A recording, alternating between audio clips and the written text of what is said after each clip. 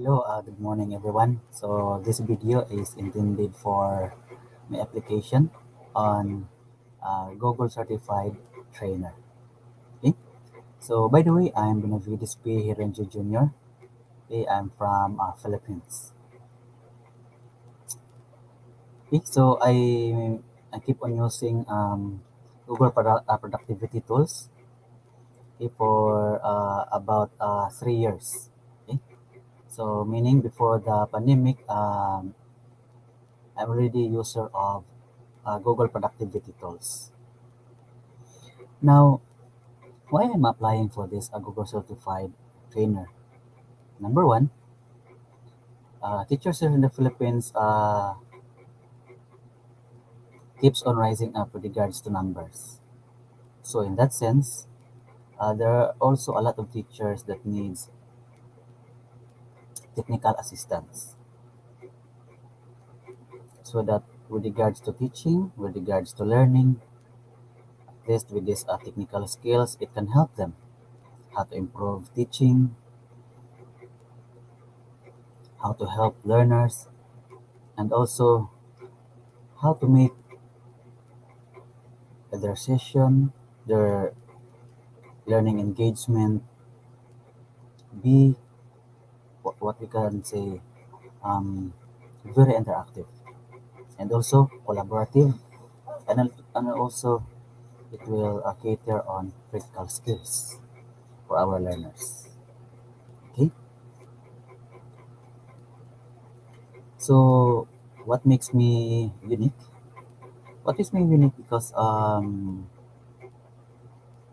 even I'm not yet a Google certified trainer, I keep on helping learners in my school or teachers in my school okay, in giving them assistance in learning Google productivity tools. In fact, I already conducted set of trainings, small groups for teachers and for learners. And then also, I remember that I set 4 Saturdays of training guided with activity design. So what is activity design here in the Philippines? Here's a certain paper that will allow you to conduct trainings in your school, signed by the principal, signed by the district supervisor, and signed by superintendent in the Department of Education in division level. So in the training, I help learners on how to maximize their productivity tools since learners have their cell phones. And we all know that in every user that has its um, email or Gmail. So it's already packed with some Google productivity tools that are very helpful in terms of learning, especially in the case of this pandemic. Okay? And what makes me googly? Number one, I want to share my knowledge to others. That's what I have said. I have organized small group trainings for teachers and learners, and also extend my assistance if there are teachers uh, need my help or need some technical assistance um, in making their teaching easier. Say, for example, how to set up Google Classroom, how to create surveys or online exams using Google Forms, and then also e-class record using Google Sheets. Okay, so we all know that there's a lot of Google productivity tools. Now, as part of my application for Google Certified Trainer, I would like to teach you one of the productivity tool in Google, which I could say very powerful. Okay, allow me to share my screen.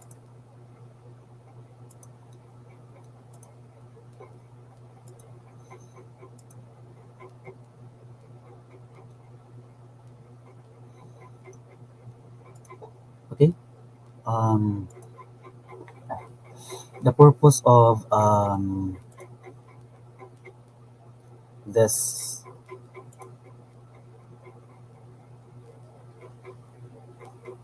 um, demonstration is for giving ideas of our teachers or learners on how to maximize this particular Google productivity tool, which is Google Docs. Google Docs is a very powerful one. Okay? So to give you an idea how powerful Google Docs is, okay, so allow me to uh, make a little demonstration. Okay, so let me proceed. So in terms of Google Docs, so there's a lot of ways in terms of um, access points. So first, we can use this Google App Launcher. So as we click that one, so we can find Google Docs, or with the use of our Google Drive.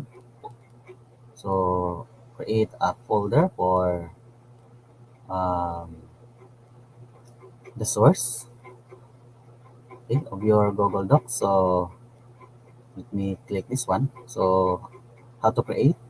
So inside your Google Drive, right click and then create new folder. So let's say the title is DCT application. Then click create. Then to give you an idea, so kindly put color. So right click and then change color. So depending on the choice of color. So let's say for example I would like um, green. And then to give me very easy access, so right click and then I will add to starred. So starred folders or files, these are um, files that are very important here. So click this one and then right click and then you will see your Google Docs. Okay, so that one. So how can we make this very engaging, okay, in terms of enhancing our teaching? Okay, so since Google Docs is cloud-based, so we can use this for collaboration. So how to do this one? So click share and then add title. Okay, so in adding title, it can be this uh, part. Okay, so add title,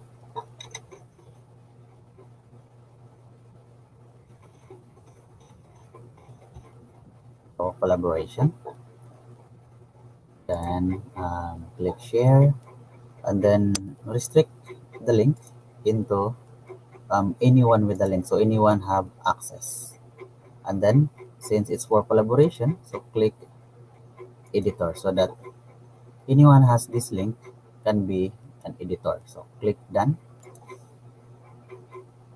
Okay. So let's say for example, if I'm using this live stream, so I will use this um, the comment section. So I will click, I will post the link. Okay, so again, get the link, share, then copy link, and then done. And then I will put it in our message section so that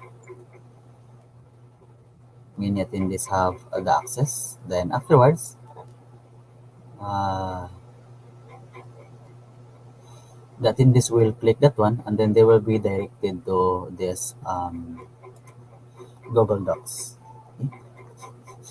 So let's see, first part for um, so let's say for example you let them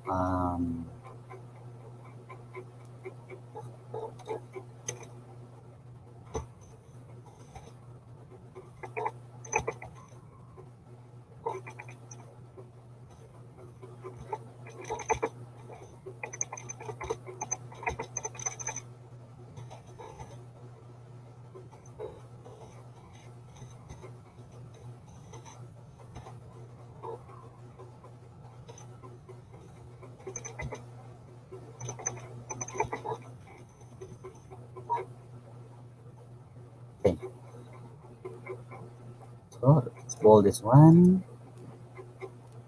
Okay, and then italicize, and then maybe we could make it bigger. Okay. So the instruction is write your name and adjust if there are students already, and adjust if there are students already wrote their answer. So say for example, I'm the first one. Okay, so write my name. So number one, and then I will write my name.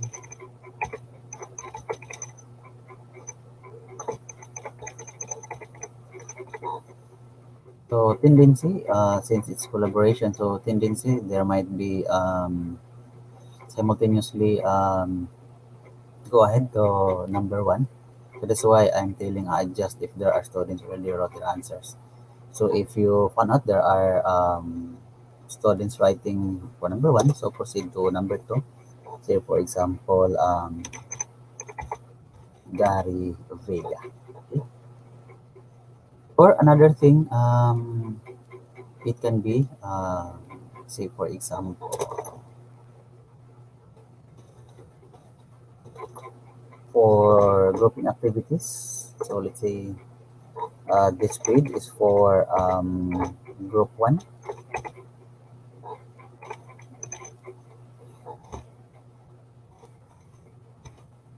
a task A. So meaning you give them a certain task. So group one will only focus this page, and then for the succeeding pages,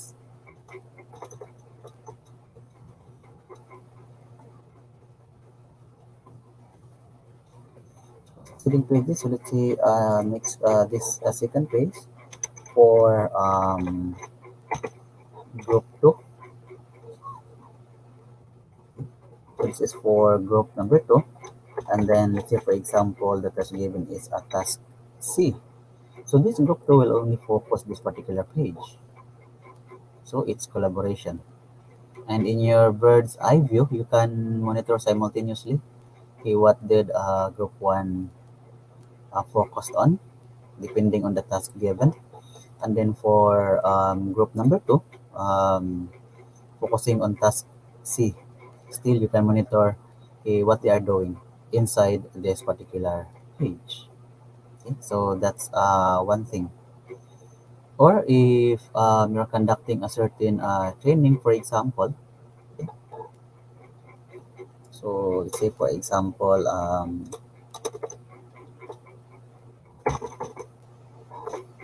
okay, you're telling your attendees insert table. Okay, so insert table, and then the instruction. So let's say for instruction the given is this one. Okay, then you will call another attendee. Let's say for example, okay,